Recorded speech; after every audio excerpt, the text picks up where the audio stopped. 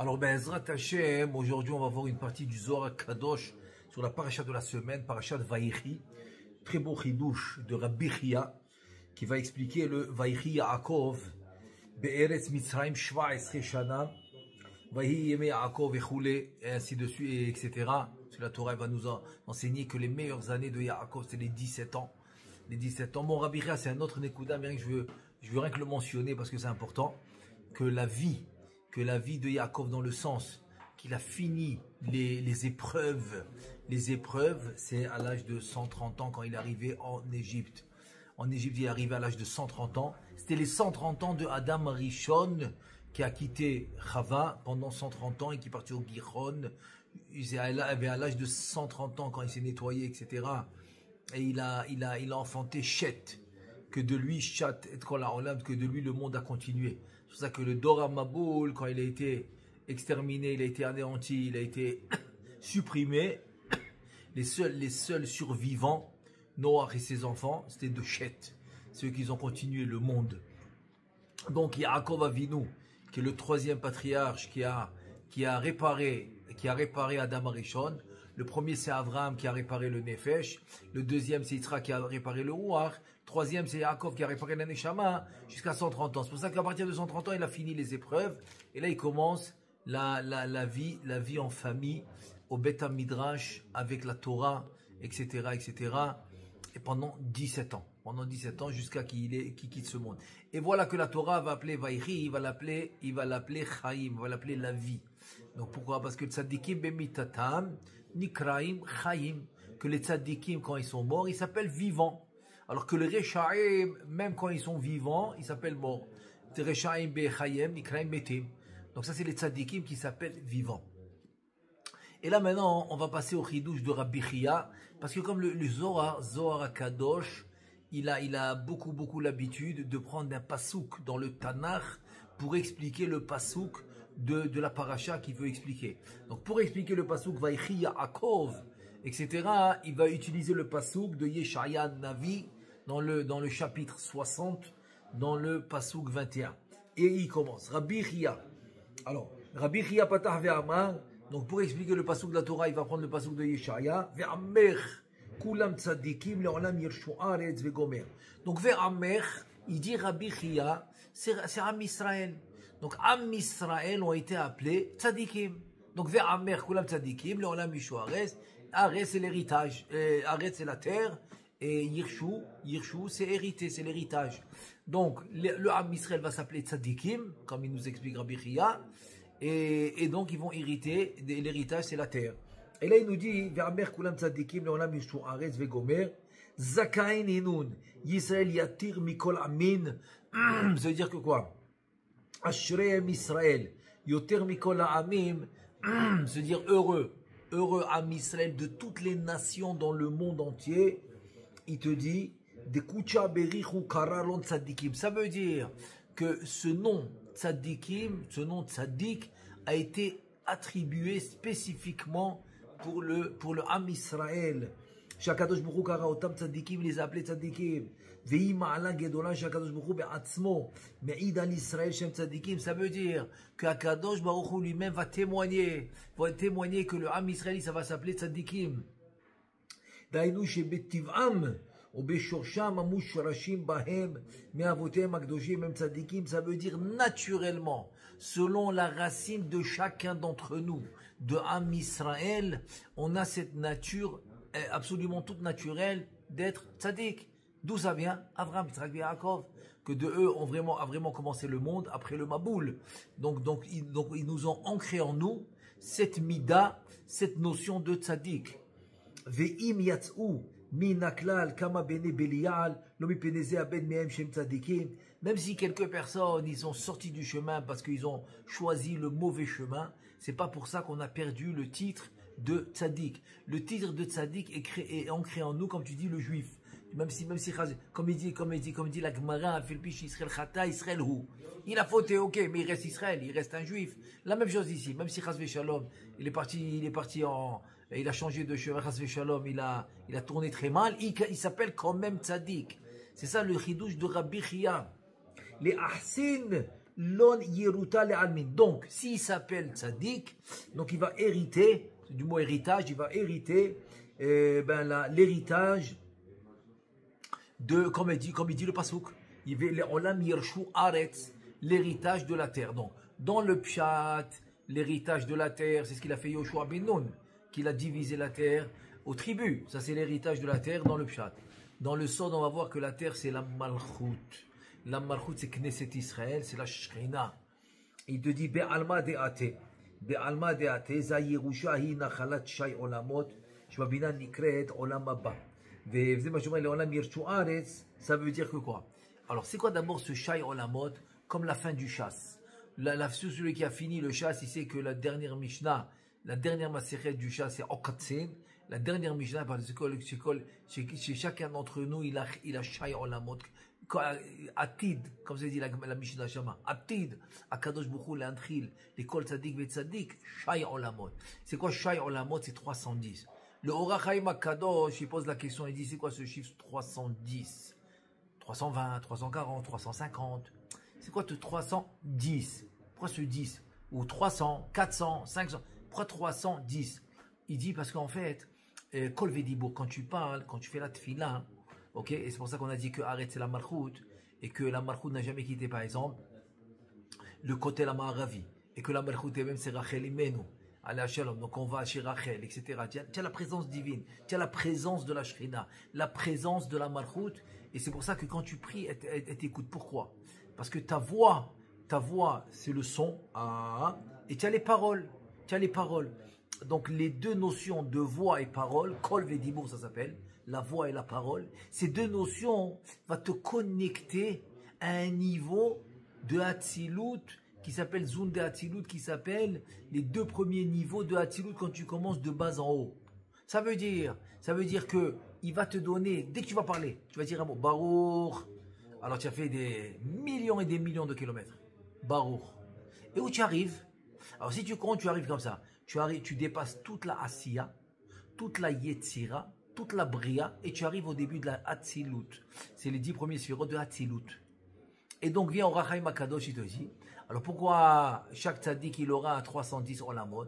Il dit parce que chaque fois que tu as fait une fila, chaque fois que tu as fait l'Imouda Torah, chaque fois que tu as fait une bracha, chaque fois que tu as fait Nachat Ruach, tu as fait du bien à Kadosh Baruch Hu dans le sens que tu as fait du bien dans le monde, et bien tu as toujours dépassé les 310 mondes. Comment? Toute la Asiya, si tu fais 10 sphérotes fois 10, parce que chacun c'est 10, ça fait 100. Toute la Yetzira, ça fait 100, ça fait 200. La Bria, ça fait 300. Mais dans la Hatzilut, tu fais avec les 10 premiers niveaux, ça fait 310. Voilà, ça c'est il te dit maintenant, chaque tzaddik, il aura ses 310 mondes. Donc ça veut dire quoi? C'est-à-dire que même qu'il a fauté, le juif il a fauté, il va rester juif. Si maintenant tu viens prier au kotel, peu importe ta situation, peu importe ton antécédent, peu importe ce que tu as fait hier, avant-hier, etc. Tu peux tout effacer, commencer à nouveau grâce à c'est le chidouche de Rabbi Chia que tu es pas. C'est-à-dire que maintenant, si tu arrives au collège, tu peux pas dire attends, regarde ce que j'ai fait hier. Attends, ça a mal tourné pour moi la semaine dernière et tout. Donc c'est sûr que la Shrina et tout ça, elle va pas vouloir m'écouter. Je pourrais même pas prier, c'est pas possible. Il vient Rabbi Chia, il te dit c'est faux, c'est ancré en toi parce que ta racine, c'est les Avot, c'est Abraham, Yitzhak et Yaakov. Donc, comme c'est dans ta racine, c'est ancré en toi, dès que tu vas venir maintenant implorer, tu vas faire Kol Vedibour, la voix et la parole, tu vas atteindre ce niveau très haut qui représente les 310 mondes. Alors, on continue dans les mots de Rabbi Chia. Et Rabbi Chia te dit, Lit'annaga be'aou alma, ça veut dire Lit'anneg ba'olam ha'elyon b'shay olamot shebabina, ça veut dire quoi? Ça veut dire que le but de l'homme qui va faire des efforts, dans ce monde, c'est quoi le but? Le but c'est après de pouvoir prendre plaisir dans l'étude des mondes supérieurs. Ça s'appelle l'itané, comme Onek Shabbat. Onek Shabbat, c'est le plaisir que tu prends pour Shabbat. Tu vas le prendre dans les mondes supérieurs. C'est le but de la Neshama, qui veut écouter des cours dans les grandes échivotes en haut, des Neshamot comme Rabbi Shimon, comme le Harizal, comme le Bet Yosef, comme les Tanaïm, les Amoraïm, mais aussi la Yeshiva de Rabbi Shimon Bar Yochai, que la Neshama du Mashiach, elle veut aller que là-bas pour étudier la Torah. Donc ça s'appelle l'Ita'aneg al Hashem. C'est prendre plaisir d'Akadosh Baruch Hu. Alors grâce à ces Shai Olamot, ces 310 mondes, que tu fais rien qu'avec la Kol et Dibo, donc c'est pour ça que le Hadid Lavo, tu pourras atteindre ces niveaux-là. Pourquoi? Parce que le Zohar HaKadosh, il dit Kaviachol. Kaviachol, c'est comme tu as deux routes, la droite et la gauche. Quand je dis la droite, le Zohar HaKadosh représente la Gdusha et la sainteté. Et quand je dis la gauche, il représente la Sitra Ahra, c'est les forces du mal. Donc si l'homme, il va tout le temps vers les forces du bien, vers les forces de la Tara, de la Gdusha, etc., qui s'appelle la droite, de tout ce qui est Torah, etc., et de Gdusha, et bien dès qu'il quitte ce monde, après 120 ans, c'est comme un aimant. Comme un aimant, ça n'est jamais, tout de suite elle va vers la droite. Mais si Chaz Shalom, toute sa vie, il s'est connecté à la gauche, Sitrahla, les forces du mal, dans la Klipa Noga, Tovera, etc. Donc dès qu'après 120 ans et que la Neshama quitte ce monde, elle se dirige tout de suite vers la gauche. C'est comme un aimant, c'est comme un aimant qui va se passer. Donc il te dit, Kema Dirtiv, comme c'est écrit, Astitana Galashem, parce que là tu vas aller directement à la droite. Et il te dit, Maïtama, pourquoi? Parce que Israël, pourquoi Israël Yoshim, que Am Israël, seulement Am Israël et pas les nations, ils pourront avoir cet héritage. Il répond le Zohar Kadosh, pourquoi? Parce qu'ils vont se connecter, s'associer dans le corps Begouf Ameler. Ça veut dire les fiches Nishmatam Imbigouf Atif Eret. Ça veut dire quoi? Ça veut dire que finalement, Kucha Berichu, Oraita, Veisrael Chadhu. Maintenant, tu vas comprendre pourquoi. Akadosh Baruchu, la Torah et Am Israël, c'est une seule entité. Si tu comptes, c'est faux. C'est pas un, c'est faux. C'est trois. Kucha Berichu, c'est un. Torah, c'est deux. Israël, c'est trois. Non, c'est un. Comment c'est un? C'est trois. Non. Parce qu'en fait, Kucha Berichu, Akadosh Baruchu, une partie d'Akadosh Baruch Hu, c'est la Torah. Et nous, Kaviachol, comme Istakel Be'oraita Bara Alma, il a regardé la Torah, il a construit le monde. Donc on est une partie de la Torah. Donc on est une partie d'Akadosh Baruch Hu.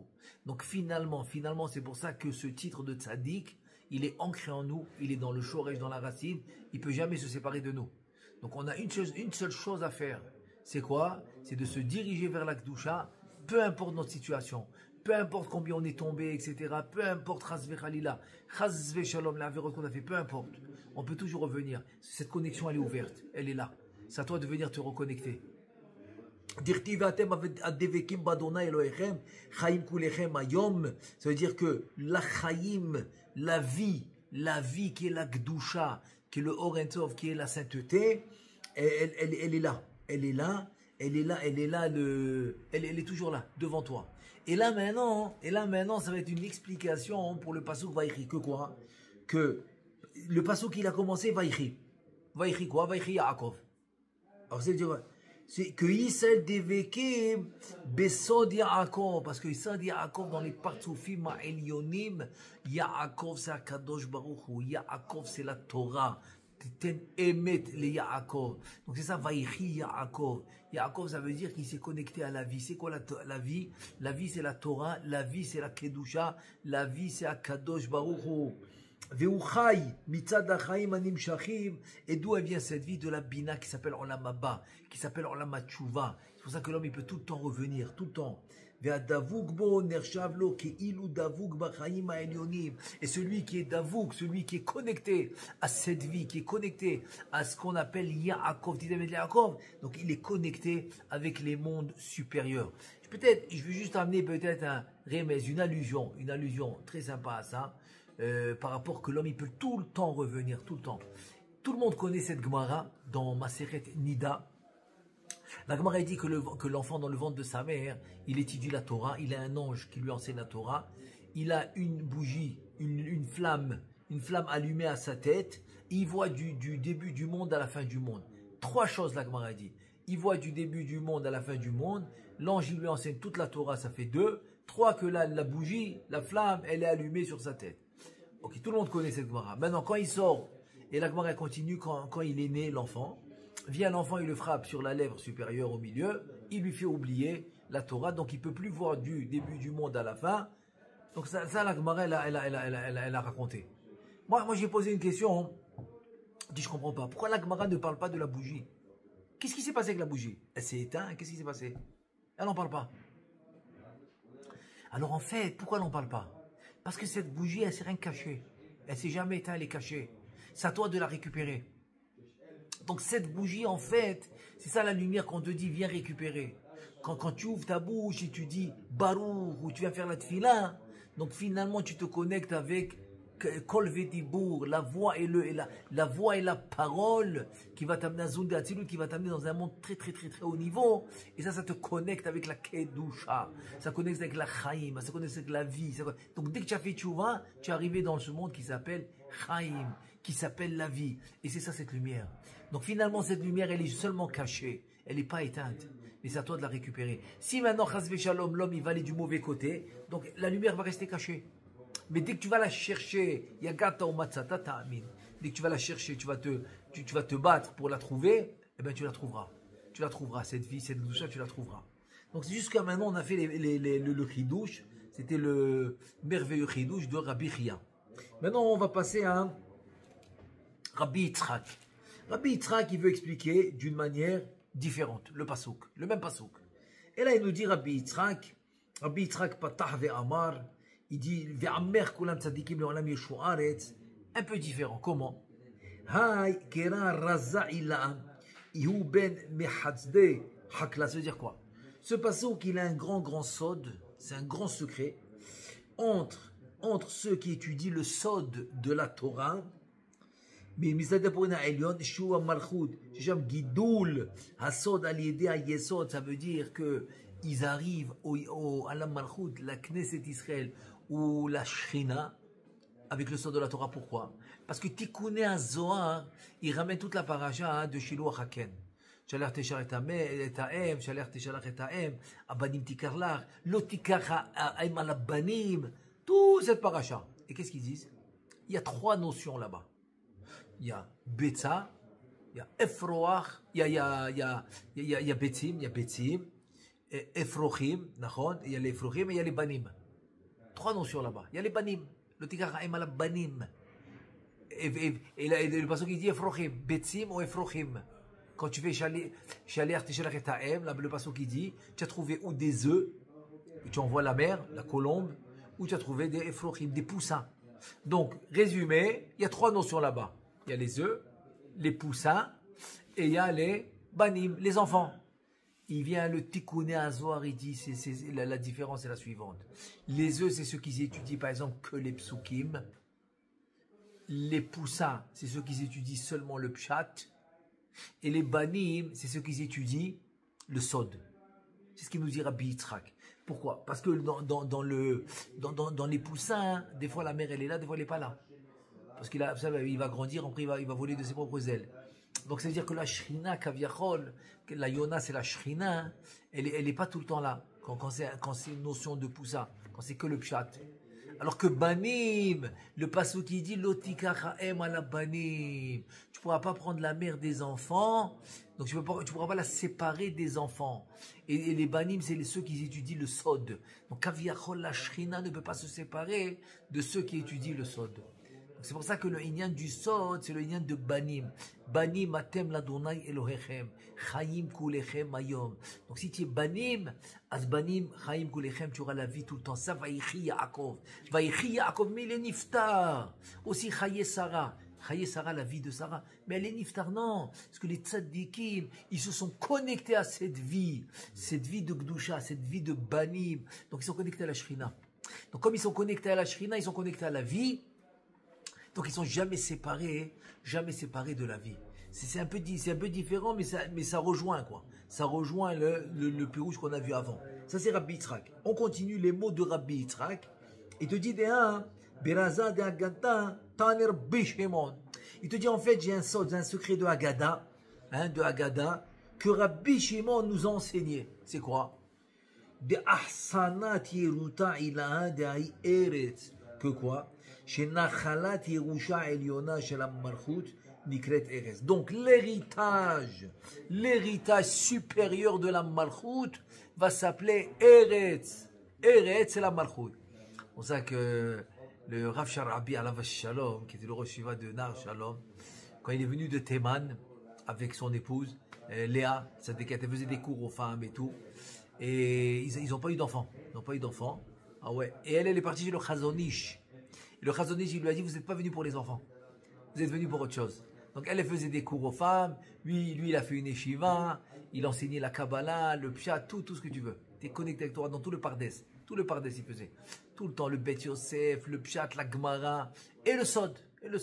Pshat, Remesh, Zrash, Sod. Mamash, il a fait les 4. Et quand il est venu au début de Théman, donc ils sont allés dans un Moshav, un genre de Moshav.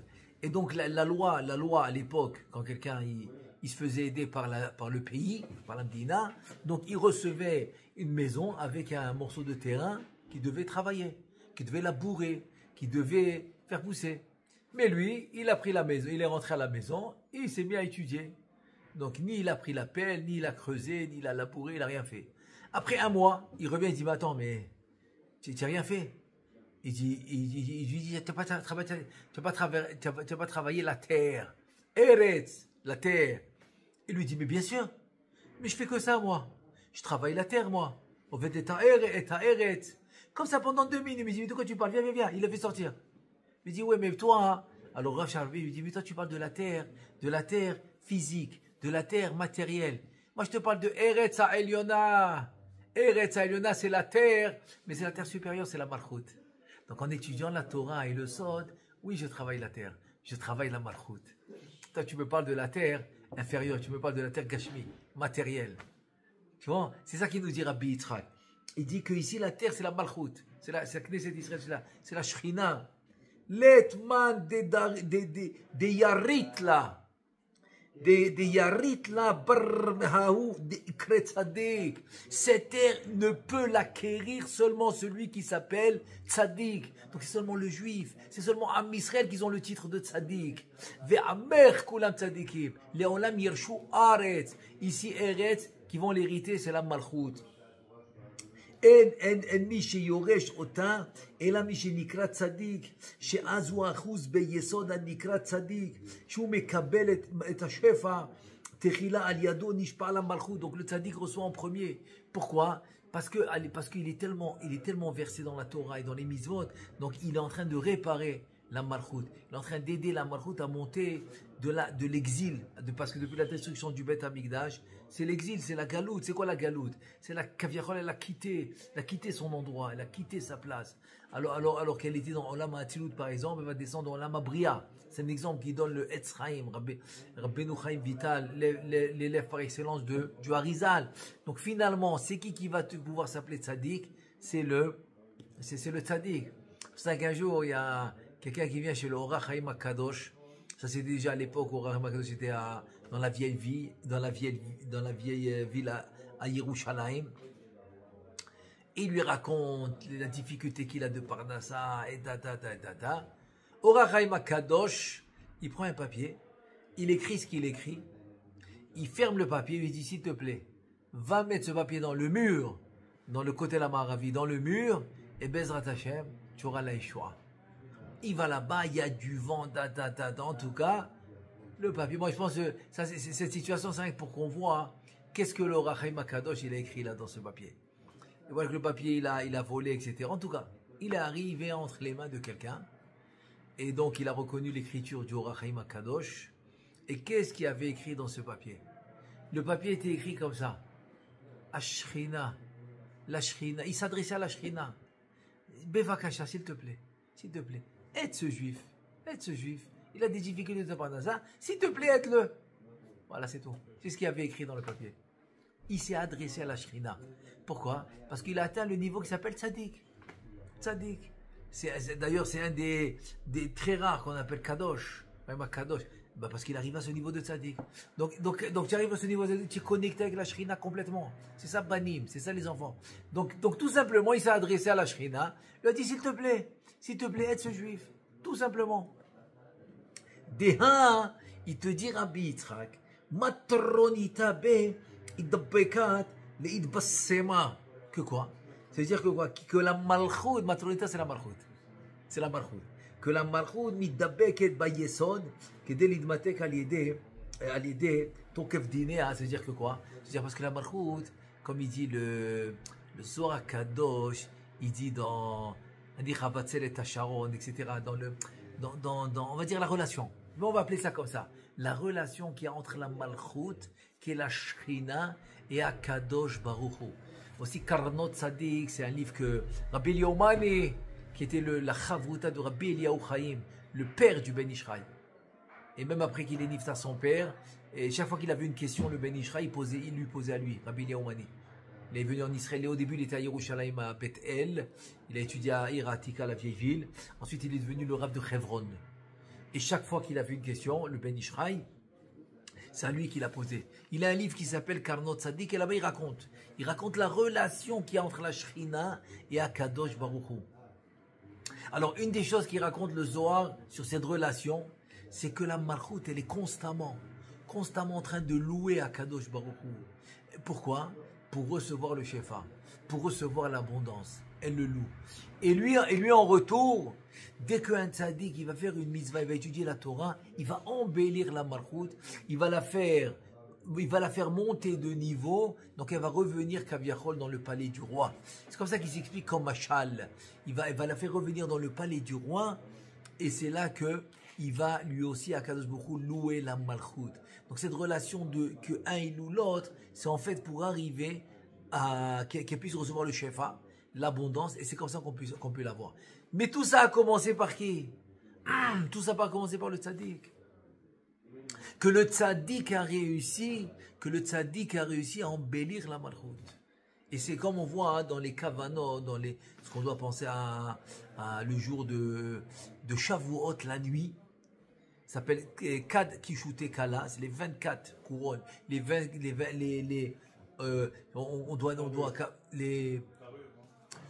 parures, bon en fait c'est des bijoux quoi, Kishuté, des kishutim, c'est comme des bijoux. Une femme qui se met des bijoux, ça s'appelle des ornements, je sais pas comment tu appelles ça, hein, ornements, voilà.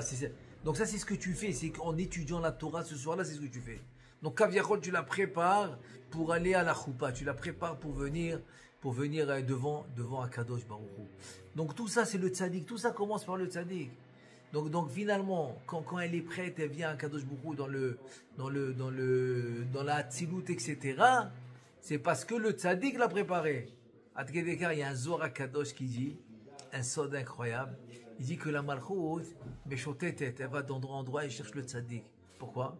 Parce que la malchut, elle aime bien se reposer, Kaviachol, dans l'atmosphère du tzaddik, qui est tout le temps dans la Kedusha. Et là, à Kadosh Baruch Hu, à un certain moment, il cherche la malchut, où est-ce qu'elle est? Et il la voit là-bas chez le tzaddik, il dit le Zohar Kadosh, c'est une belle image, que c'est comme si maintenant, à Kadosh Baruch Hu réveille en lui une jalousie. Pourquoi ma femme, elle est là-bas? Et là, il va la récupérer pour l'amener dans son royaume, etc. Il dit, qui a causé tout ça?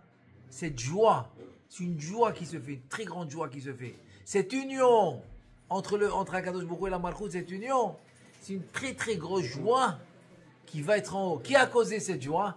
Il te dit, c'est le tzaddik. Voilà, c'est le tzaddik. Et il dit, mais tzaddik, c'est pour ça que le tzaddik, yarit. C'est quoi yarit? Il va hériter, du mot héritage, il va hériter les matronita vadai. Que le Yoresh Chelki Me'ashefa Bishvil la Malchut, pour la Malchut. C'est pour ça que Yosef HaTzadik, il aura une richesse incroyable. Il va être l'homme le plus riche au monde pendant 80 ans. Il va avoir tout le pouvoir. Parce que lui, grâce au Nisayon de Eshet Potiphar avec le Yesod, donc il a hérité la Malchut. Et là-bas, la Malchut, c'est la refoua. C'est la guérison. La malchut, c'est la parnassa. La malchut, c'est la vie. La malchut, c'est tout. La malchut, c'est tout. Donc quand quelqu'un a un problème, il te dit, eh ben, ton shoresh, c'est d'être sadique. Donc tu peux l'atteindre. Tu peux lui prier. Tu peux demander. Tu peux aller à Rachel Imenu. Tu peux aller au côté la Maravi. Tu peux aller à la synagogue. Pas besoin d'aller très loin. À la synagogue, n'importe où tu te trouves. C'est pour ça que la synagogue est Bet Knesset. C'est Knesset Israël. C'est la maison de la Malchut. C'est pour ça que la Teva, qui représente la Malchut, elle doit être au milieu de la Beth Knesset. Donc tout ça, c'est l'endroit où l'homme, à travers la parole et le dibour et la parole, et le kol ve dibour, le son et la parole, il arrive à atteindre ce niveau. Pourquoi? C'est parce qu'il a il a ce shoresh, cette racine de tzaddik. Donc voilà, c'est une partie de Parashat Vaïchi. Et Bezrat Hashem, qu'on puisse avoir la Géoula et qu'on puisse avoir cette notion de Amer Kulam Tzadikim, qu'on puisse Yarit, comme il dit Vetzadik, Yarit, les Matrizak, c'est-à-dire qu'il va hériter ce niveau de proximité avec la Malchut. Amen et Amen.